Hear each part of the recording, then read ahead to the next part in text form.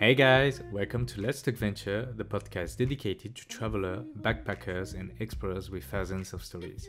My name is Tony, and today I'm talking with BOAZ, an Israelian guy who's doing a solo trip through Europe and finishing in France. Together, we'll talk about our solo trip experiences, the concept of being a foreigner in another country with different culture, and funny stories related to that. So here we go, Let's Talk Venture with BOAZ. How do you start with this thing? You start. Oh, okay. You just press the red button. Now I have stage fright. How are you, What am I BOAZ? saying? BOAZ? What? Right? Yeah. BOAZ. BOAZ. BOAZ. Yes. Okay. Almost. What are you doing in France? What am I doing in France? So I had a chance to take a long vacation. Yeah. Because I didn't take more than 1 week off for the past, I think, 6 years. Yeah. And I asked to go for a month off. Mm-hmm. They said no problem. And then I started at a music festival in Budapest. Sziget. Oh, you went to Yeah. Sziget? Oh, nice. It was, I'm even rocking the shirt. Yeah. Oh, yeah. It was amazing. I imagine. Yeah. So is it... I heard about Sziget because it's a really famous festival. I think it's the biggest in Europe, right? I think it's the longest in Europe. Oh, I don't know it's if it's the the biggest. Maybe it's the biggest. Like I honestly have no 7 days? 7 days, yeah. 7 days of non-stop concerts and parties. It's great, but yeah, you finish. You stayed 7 days there? 8. We went the night before to put up a tent in a good location. How's your body? Now I'm fine. But after the festival, we took like 2 days of complete brokenness. You don't have a voice. You feel like doing nothing. You're just a broken person. But it's worth it. Yeah, I it's mean, definitely worth the experience. Yeah. I have stayed 8 days in the festival. Oh, amazing. Worth it, not for my health. And not for the health. Certainly not for the health. So I forgot to ask the question. Can you introduce yourself? Introduce myself. Yeah. Okay, my name is BOAZ. I am from Israel. Yeah. 24 years old. What else do you want me to introduce? As you want. Shortly. I am doing my BA right now in management, and I'm on a month-long vacation in Europe. Okay, so what is a BA? Bachelor of Arts, like a Okay. bachelor Okay. degree. Yeah, I understood it's different in France. You don't use those terms. Like it's a degree in 3 years, right? Or Yeah. in 2 years? It's supposed to be 3 years, but it's a special program that crammed it into 2 years. But it's a 3-year program. Okay. So the French equivalent would be une licence, a license. Okay. Yeah. The equivalent. Okay. Yeah. So yeah, undergraduate degree, whatever. And where did you come to France? When? Why? Why? So after the festival, I wasn't really sure what I was doing. Like the whole point of my trip was basically to be totally random and just see an opportunity and go for it. After the festival, I continued with 2 of my friends. So we were a big group at the festival, and then I continued with 2 of my friends to Berlin for a few days. And after that, I decided to go to France. I mean, I went to Italy, rented a car because it's cheaper, and then I went to France. And why? First of all, I heard great things about it, and I really wanted to hike and see mountains and stuff. Yes. So I started in Chamonix, Oh yeah. which was amazing. Oh, really good place. I think one of the most beautiful, if not the most beautiful Yes. place I've ever seen. It's just unbelievable.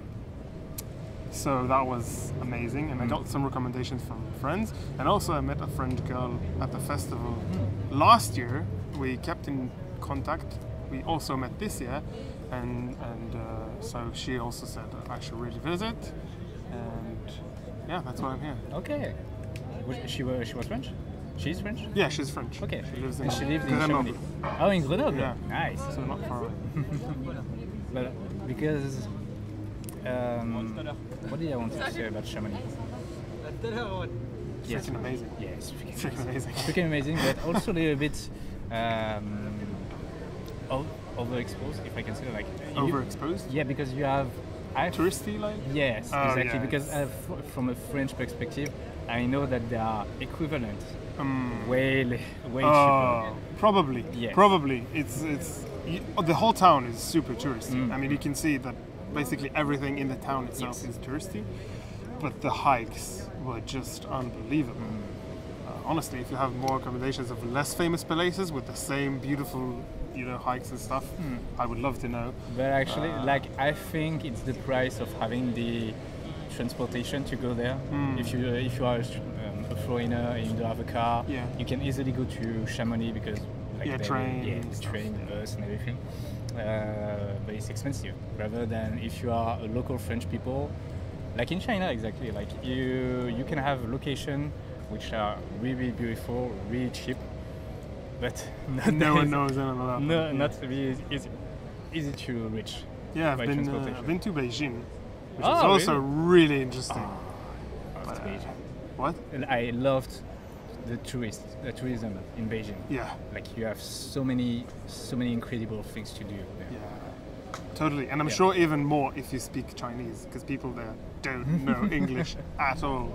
Like, not even like hand gestures. No one understands you. You understand nobody. Yeah. But it was fascinating because, like, I think being in Europe, like France, for example, is amazing and so much fun. But the culture, like culturally, we're not that far from Europe in general. Yes. So I don't feel very strange. It's not like, okay, there are some stuff that are different, but like it's not fundamentally different. And when I went to Beijing, I'm like, oh my god, this is fundamentally different. The way people think, the way they act, the way everything operates is... What the fuck? What the fuck? Exactly. It's like another planet. You're like, okay, accidentally we're both humans. Yeah. But basically everything is different, except for like the really main centers, which you can see some Western influence, like big stores and stuff. More and more. Yeah. But which you had the Houtons.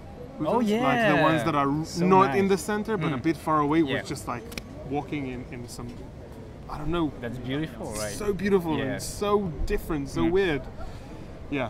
So I had the best time. And there are big story of culture there, because it's a kind of historical way of living. Like you realize how the district were organized to live in community, in the goal of having a good way of living, even if you had no personal toilet or no personal shower or no personal kitchen as well. No personal anything, basically. Yes. You just live there as a community to survive as a community, and you share the bathroom, you share the toilet, you share everything. And now they still share a lot when they go to poop with the open door. So you say, okay, why not?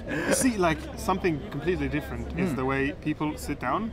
So like they are on the legs, but still like crouching, sort of thing. You don't see it in European countries at all. And there I was just like on the subway. Suddenly you see a businessman, full suited, just like crouching. Doing a squat. Yeah, like squat, the same position where you go to poop, but it's just... Exactly. So he's just squatting, he's on his phone, he's waiting for the train.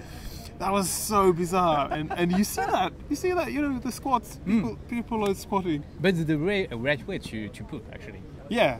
Also, they don't have toilets in most places. Like, no, they have like, now they do, but I understood that, like I've seen some places with just a hole in the ground, which is an interesting experience. Yeah. I don't know if I like it, but it's an experience. Tried it. Wasn't really successful. Yeah, I didn't like more it. difficult. I think the worst experience of toilet in China that I had was I was traveling and I was waiting for my bus or train to go to another location, and suddenly I got I was backpacking at that moment. I was doing a big solo trip through a province in China, and I had this giant bag behind me, and so I was waiting for this bus, and I had suddenly the emergency of going to the toilet for the big big things. Yeah.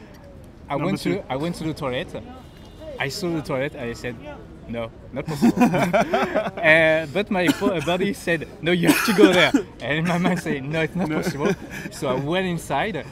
I got in one of the one of the cabin. I saw that there was no lock, there was no hook to grab your bag, and there was pee all over the floor. Yeah. Oh fuck! So I had this giant bag on with me. And I said, "Okay, how am I doing that?" And I was like squatting, holding my bag with my hand, like praying. The same position you do. You know the guy who do muscular sport like weightlifting. Weightlifting. Powerlifting. Yes. Yeah. I had the same position. I finished the thing. I said, okay, how do I clean myself? And how do I don't fall in this fucking hole of pee and poop everywhere? You see, so it's not the best experience, I have to say. Yeah, but it would be convenient if it was clean. Yeah. But it just wasn't. Yeah. So it's just because of that. Did you do a lot of solo traveling? Yeah. I started to do that when I was in China, and since then I just love doing that. Why? Because it's the best way to meet people from all over the world. I don't know, like I think I met so many international people when I was doing that in China. That's the reason why I continue to do that in France, even if I live right next to you. Yes, just at 1 hour from here. I just love to meet people with different point of view and ask them to tell me stories at the same time and tell me their point of view about France and the culture. And it's a good way to open yourself to the world, actually. Even if sometimes people kind of tend to have the same profile of solo traveler doing a trip in France, so I have this passion for France, but still it's really interesting to see different point of view of different culture. And I think you are the first person from Israel that I meet in France. Oh, so really? It's really nice. Yeah. Really interesting. I haven't seen a lot of people from Israel. That's the reason why. So I say, okay, I need to interview this person. So you told me you had a really good feedback of France. What was that? Yeah, I mean, I'm going to be honest. Yeah. Not the people. People say, the people are not very nice, Yeah. but the places are really nice. That was the main thing. Even like French people I met, I've met a French girl in Berlin. She was like, I'm so sorry about the people. I'm like, I'm not even there yet. What are you sorry about? She's like, yeah, you're not going to have fun.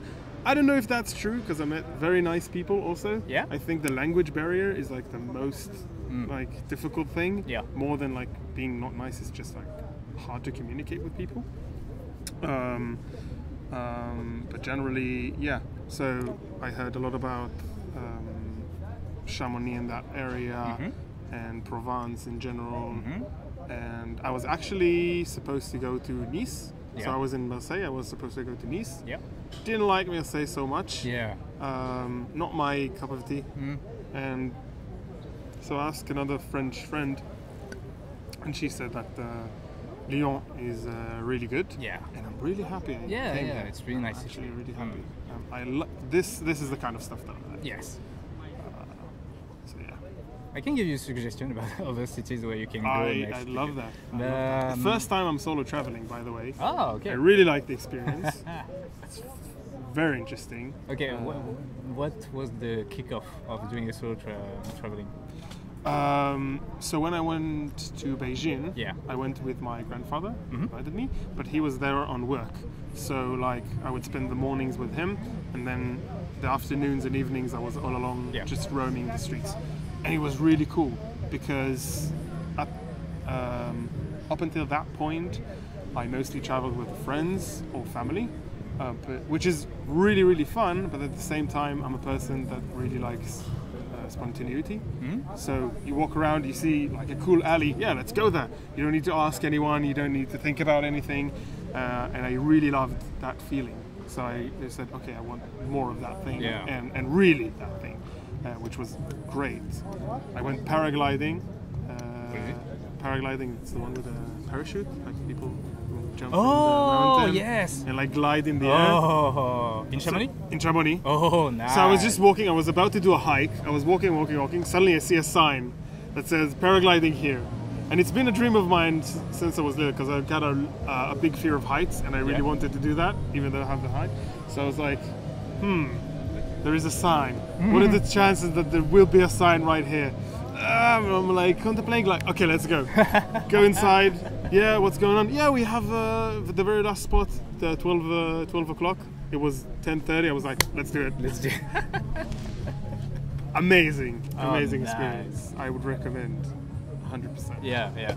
It was amazing. But it's Chamonix is not the best place actually to do Paragliding. paragliding. Really hard to say. It's like parachute and gliding. Yes. Yeah. I heard that the best location to do paragliding in France is actually in Annecy. So I was there too. Oh! We tried, but there was no space. I mean, it's August, Yeah. and it was everything was booked reserved. out. We checked like 4 or 5 places. I was all about to do it again, but yeah, Annecy is also nice. Yeah. But Beautiful. so you prefer Chamonix instead of Annecy? Honestly, yes. I mean, the mountains. Yeah.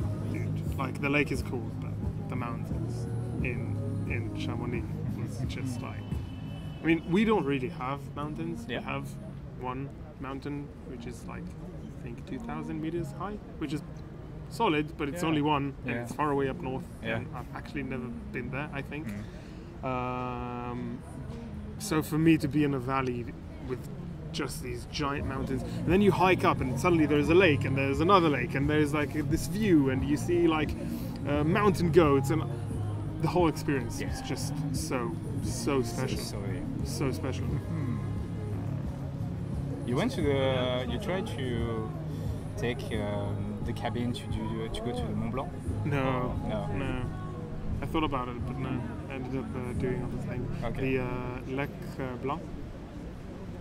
Okay, I know don't it? know this one. It's really good. Okay. Really beautiful. Right. And also the lift was broken down, like in construction. Oh, So okay. there weren't many people, because only the ones that really wanted to go there and climb the whole thing up. So it was very quiet and it was Okay. super beautiful. Yeah. This one, nice. So I like the solo traveling experience. I mean, it's also like you meet a lot of people, and also you spend a lot of time with yourself, Yes. which is interesting. Yes. You see, that's the reason why I love to do solo traveling. Like, because you are alone and you are far from human beings, if I can say that. So Yeah. you need other human beings to interact, and so you always go for new experience, and either you just try and maybe fail sometimes. I don't know if I have ever failed of trying to. Oh yes, in restaurant. Like sometimes I try to create a conversation. to create a conversation with other people, and then they were like. So it wasn't in a restaurant. It was actually in a festival. And In a festival? Yeah, in a festival. Really? I wanted to have dinner with other people, and so I went to the festival by myself, and I sit with this group of people who seemed a little bit too show off, if I can say that. Like they were there for saying, yeah, we don't like the group there, we just came to the one DJ that arrived at midnight. Really? They were arguing with his girlfriend, saying, yeah, that's bullshit, why did you bring me here by force? I didn't want to be here. And I was here with my pastas eating, and I said, okay, that's a strange mood. Maybe it wasn't the right people to try to go with, but experience. Yeah, it's another experience. Yeah.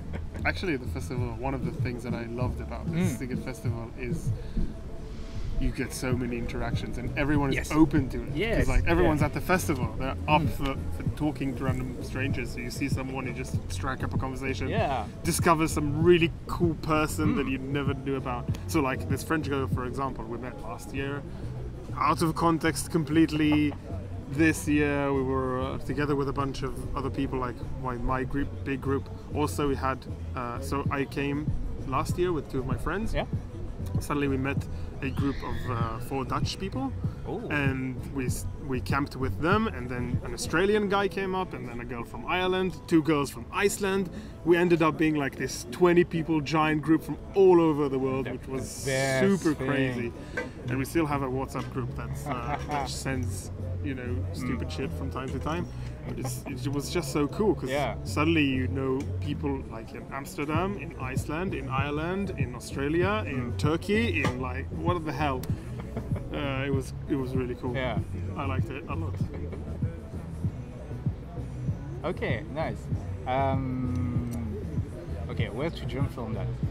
What's your favorite place that you've been to solo travel? Yong Yong in China. Okay. Yong Yong is this place protected by the UNESCO program where it's a mountainside covered by rice field. Okay. Yes. So like steps? Like the... It's just steps everywhere. Okay. All over the mountain. Wow. I don't know, a landscape of 10, 15 kilometers of just rice field everywhere. So calm, so peaceful. And because it's, the rice field are using a lot of water. So in the morning or at the really early, you see this kind of cloud, not cloud, Out of water. Cloud of water everywhere, covering, like just flying over the mountain and just sometimes disappearing, and you see the rice field, and then it covers again, and then it goes away, and you just hear, listening to the silence, and seeing the ducks eating insects, or seeing the buffaloes doing agriculture, and you just hear observing and just waiting peacefully, and then you go back to your hike, and then you stop at some moment, and it's so peaceful.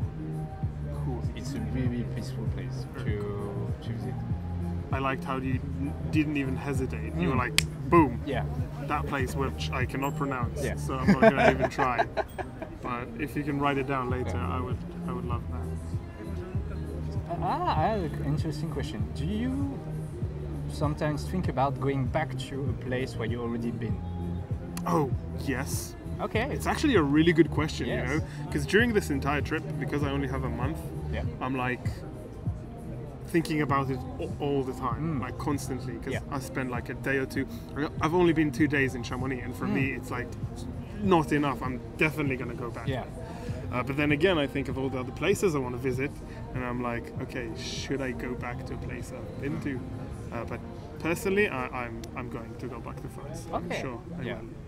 Also, I know better now because So when I kind of planned this trip, I wanted to not plan it in a way, so I'm free to do whatever I want, which is a success because I've changed my plans like 4 or 5 times already in the best ways possible.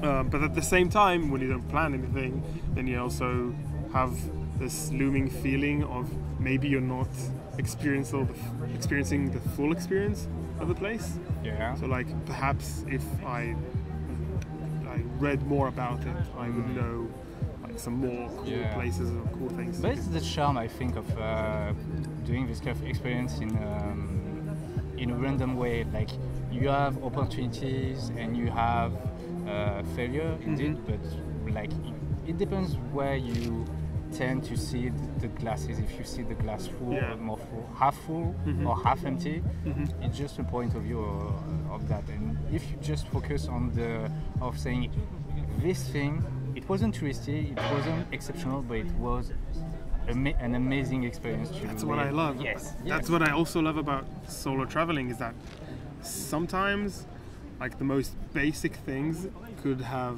amazing experience. So like in Italy, I went to a random castle I found, and I discovered that it cost like 17 euros for a tour, and I didn't feel like doing it. I had a car. I was like, okay, let's found the mountain and find a view. So I was just starting to drive up some random mountain, and suddenly it became really foggy, so I had no idea what's going on. I saw a big parking space with so I stopped the car. So I was going to turn around and go down after I found a really cool spot with a view, and then I see a sign that says something in French, but it had an arrow with 500 meters, I guess, with a picture of a lake and some words in French. So I was like, okay, I'm gonna go. I left the car, took my bag, and just started walking in the fog. Walking. and then suddenly, you know when you climb a hill and you reach the top, and then like suddenly the horizon opens up. So suddenly there's just giant lake in the middle of nowhere, one or two houses, beautiful houses, super quiet, super beautiful, and that experience wasn't written anywhere. I'm pretty sure it's not famous because it's not something exceptional, but the whole experience was exceptional. And also to me was just like, this is so cool that I'm here, that I did not even know I'm coming here. Yeah. And I was this close to just, turning around and going back down. So this simple story could, if I tell it, people will say, oh, okay, so you saw a lake. But for me, it was just like, oh my God, I can't believe I found that. Yes. Totally. So that's like you said, looking at the glass half full. Yeah. And like just thinking, okay, that's an experience I would never have unless I was alone. Yes. Do you think of going back to places you've been to? Yeah? No, I don't know. No? I don't know, really. Because the more time I spend thinking about going back to travel, and the more time I have, how to say that, duty in my work. So I have less and less time to go to travel, and I tend to focus more on my bucket list of destinations that I really want to visit. So yeah, for the moment, maybe later in a lot of years. But for example, like I have loved Shanghai, but I know that I will not be able to go back there before, I don't know, 10 or 15 years, if the world is still alive. Good question. Yeah. Good question. Yeah. I'm not sure. Look how hot it is right now. It's crazy. So do you already have kind of big lines of the next destination where you want to go next? I have so many. Yeah? I have so many. Okay, so I had another weird dream that I don't know where it came from, to spend 3 months in a Shaolin temple in China, which is apparently a thing. So yeah, like Kung Fu and stuff.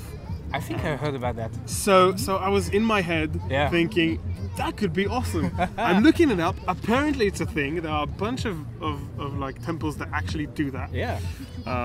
But it requires 3 months off, and I don't yet have. I talked to my friends. 2 of my friends actually did it after I had the conversation with them. One of them was like, you know what, I'm gonna do it. I'm not gonna wait for you. He did it for 2 months, came back, said it was amazing. Then another friend, the other guy, also went there, so he also spent 2 months at the temple, and they both said it was as amazing as it might sound. Isn't it the place where you are in the mountain, and during the winter it's just snowy everywhere, and you just like, so there are it's a bunch a temple of on the top of a mountain, right? And you just go there to meditate and train and meditate. So you just meditate, train, and eat, basically. I mean, that's basically what you do for a few months. So that's like an experience I really want to do. To get away from everything and just focus on your body and like your mental thing, and also doing something physical, which for me is like perfect combination for a really unique experience. So that's like one thing. Okay. I also want to visit Iceland. Yes. Which is also on the bucket list of places that are not exactly like close to what I know. Yeah. And then my friends, my best friend probably is he really wants us to go to do the Pan American between South America and North America. Yeah. There's like a road you can do with. There is a highway, but there's also like a traveling way you could do on motorcycles. Okay. Which is another thing. Like where again? From South America all the way to North America. Yeah. That exists? That exists. Okay, I didn't know that exists. Apparently that exists. When you go and you reach Canada from that? Or? No, I don't think it's that far. I think it's somewhere in like Central America. I'm not sure. Honestly, I didn't check it because it's again a few months. So when I finish my degree, I'll be more free. Because the thing about, we talked about it earlier, that a lot of Israelis finish their army service and then go traveling for 4 to 10, 12 months. That's a big thing apparently. Yeah, it is. I've never done it, but I think it will happen eventually. I don't know if a year, but like 4 months, 6 months. Yeah. No, that's possible. There are actually a lot of ways travel that long and still be able to be hosted and do, like, you have the walkway, you have the roofing, you have the Helpix platform. There's I heard about it. There's this platform where you are hosted and fed, and in exchange you volunteer. Help, you volunteer to walk. There are a lot of people who do that in the hostel. I thought about doing it this trip, but then it was just too short. And I didn't want to do it for like a few days. But the hostel people are doing it. If you saw Lucy, the girl, there was this girl at the counter. Yeah, at the counter, and she's doing that. Oh, really? Yeah. No, I didn't know that. Cool. Wait. No, Maybe she's not. not doing that. I think she started doing that and then she exchanged. No, she's doing something else. Sorry. Okay. Sorry, but actually on this podcast I have interviewed a lot of people who are doing that. So it's always a good opportunity to have a kind of point of view of someone who has stayed a long time in Lyon. Yes, I like to ask, okay, well, what did you think about Lyon? What did you think about the other city? So next question, do you already know some places where you want to go to city in France, and why? In France specifically? Yeah. I don't have a lot of time left. I honestly only have Lyon and then I'm back, because that's like the end of my trip. Oh, okay. Yeah. Okay. But I've been to Chamonix, like we talked about, and Annecy. Sorry if I'm mispronouncing anything, I probably will. Grenoble, and then Marseille, and where else have I been? Random villages on the way, which is my favorite thing ever. Like places I'm not even sure where I was. Yeah. So I look at my route. The way I do this is like I rented a car for the whole month. So I just see my final destination, look up random places that look cool on the map, and just, add stop on the way. And I found really interesting places that way. So I think that's mainly what I did. Let me think about it. Yeah, I think that's mainly what I did. Did you had trouble to communicate in these random places? Oh, definitely. Yeah. Okay. Definitely. People, even when I speak English, they speak French to me without hands gestures or anything that I can do anything with. A lot. Yeah. It's actually really difficult. That's actually the worst part. Because they don't know anything. They don't understand you at all, and they still talk French to you, which is, I don't know what they think is going to happen. But And so you knew that about France before coming here, that we had a lot of trouble to speak French, to speak English?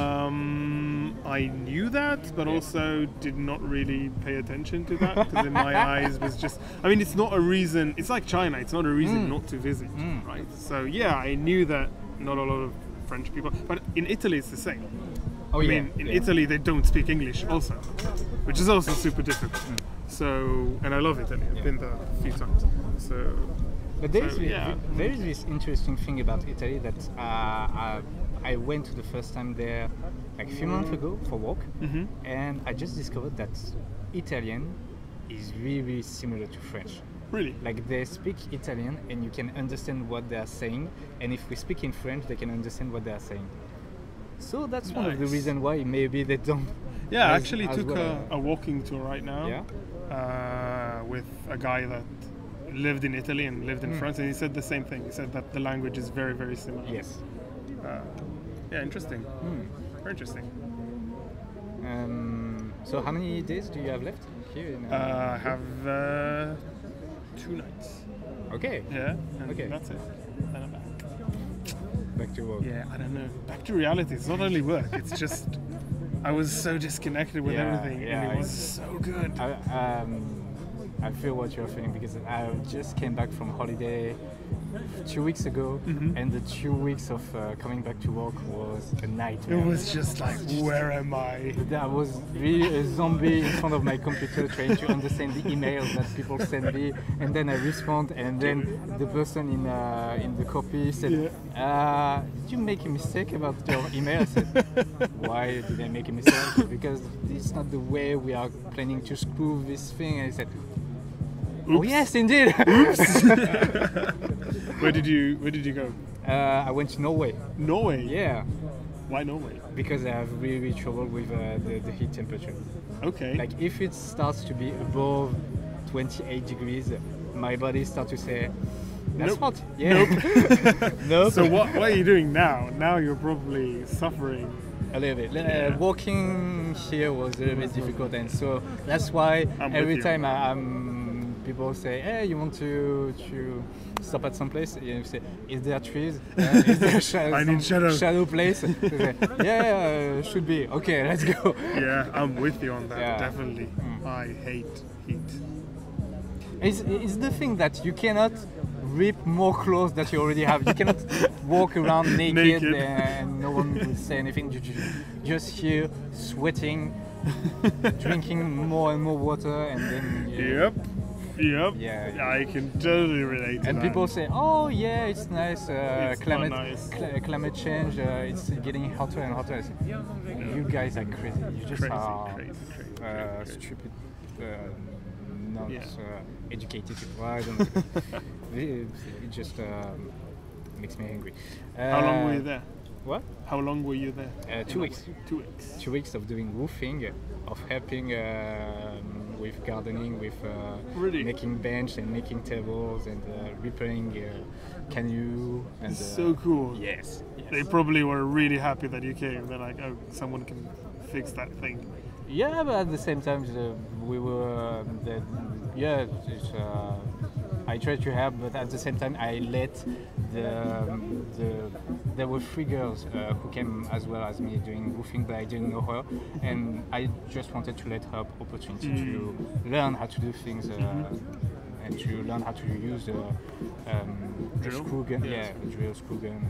It's just, okay, do it. Okay, Yeah. push, yeah, bench. So yeah, it was really cool. Furniture power.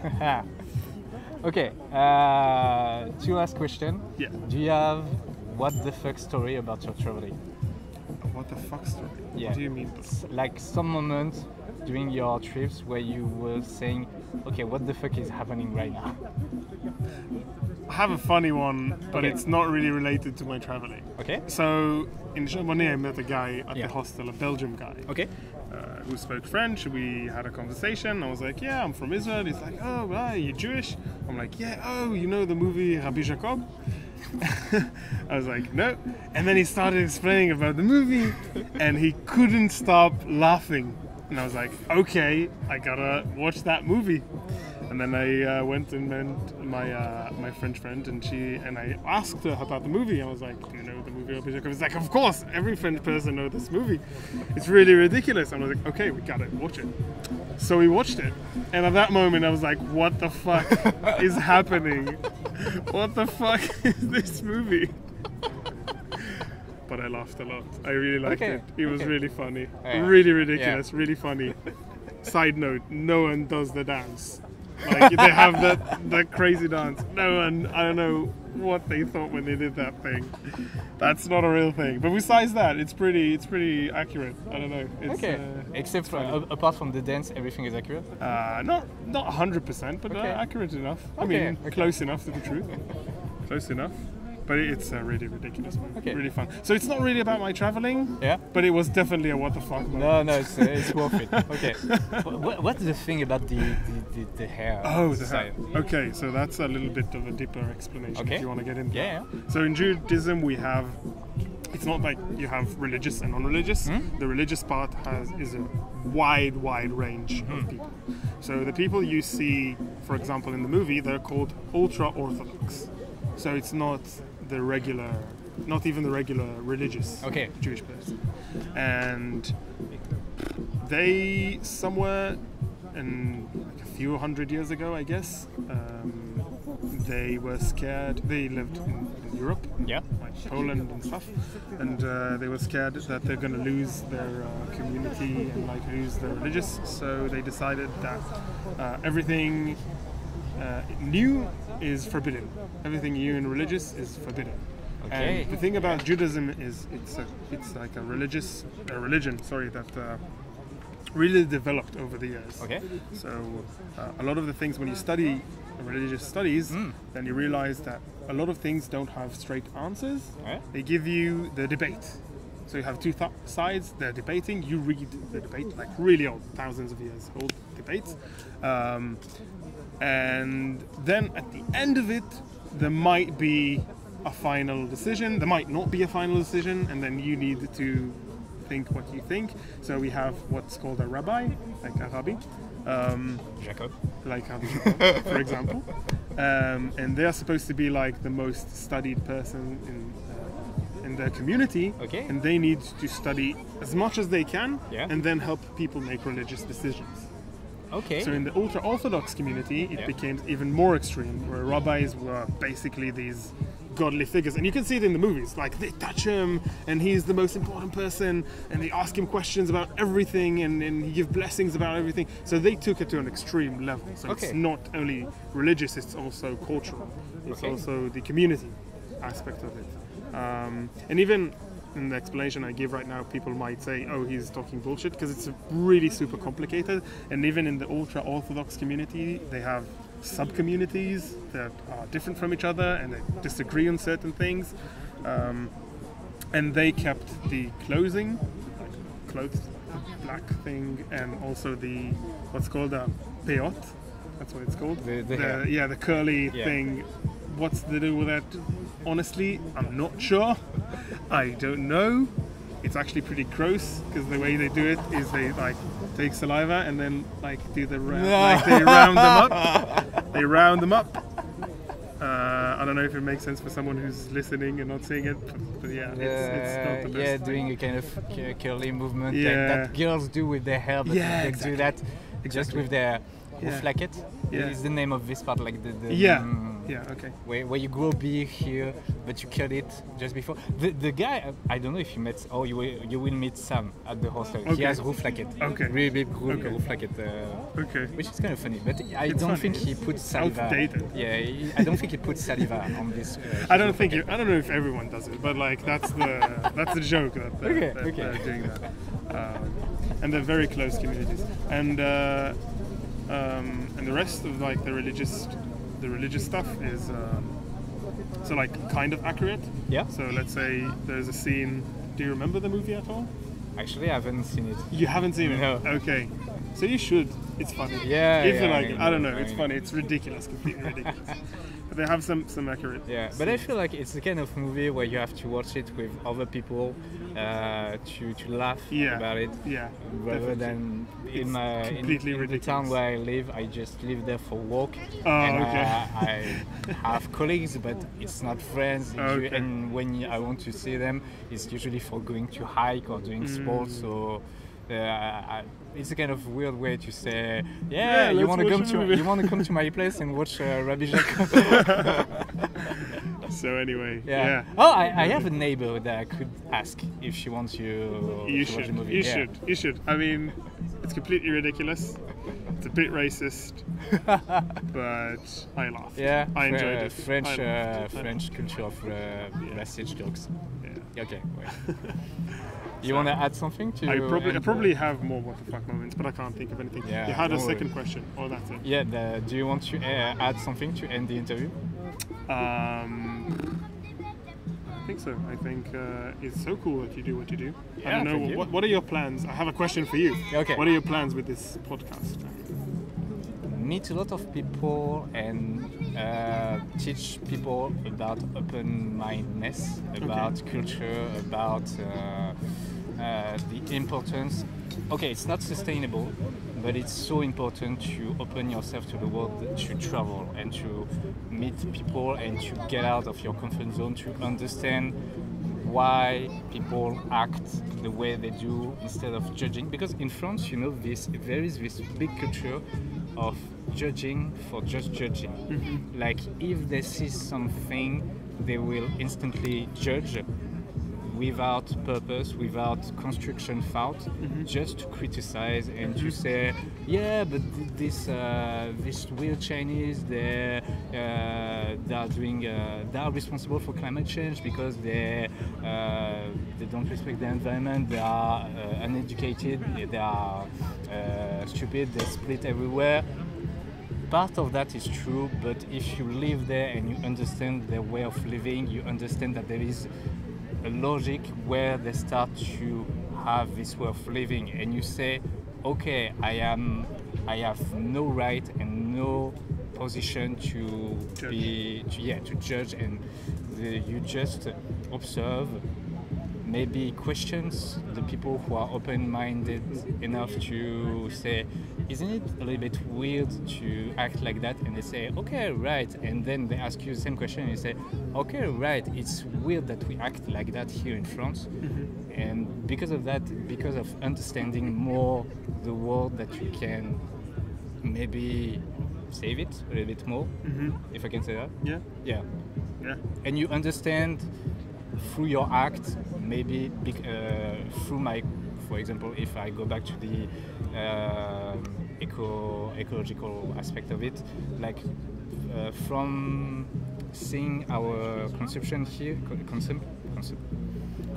consumption yeah. here in France, you understand that everything they do in China, they do that to export things here in France. Mm-hmm. So you say, okay, it's actually maybe not their fault, but more my fault as a consumer, mm-hmm. that they you have want cheap factories. stuff. Then that's the result. You want Nutella. Mm-hmm. It's fine. It's your you don't blame the Amazonia or that they burn things because you want Nutella stuff. It's just be aware of your responsibility. That's the thing.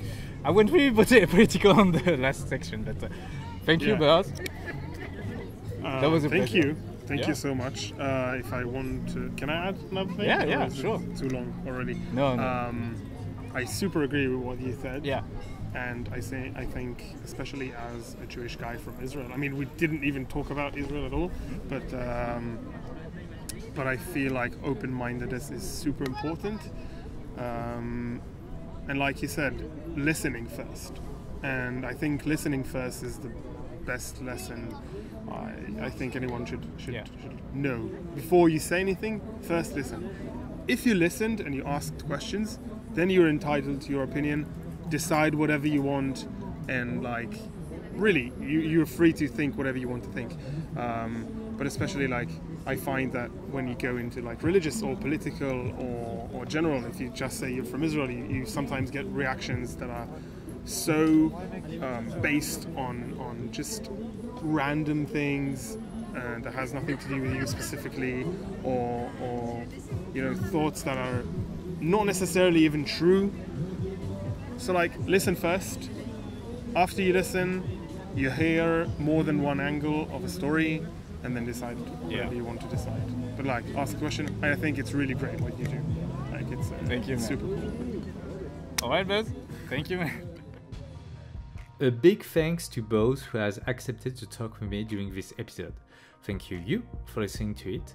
You can find other episodes of Let's Talk Venture on YouTube, Spotify, Apple Podcast, PodCloud, and the Internet Archive. You can follow my adventure on Instagram, and all the links will be in the descriptions.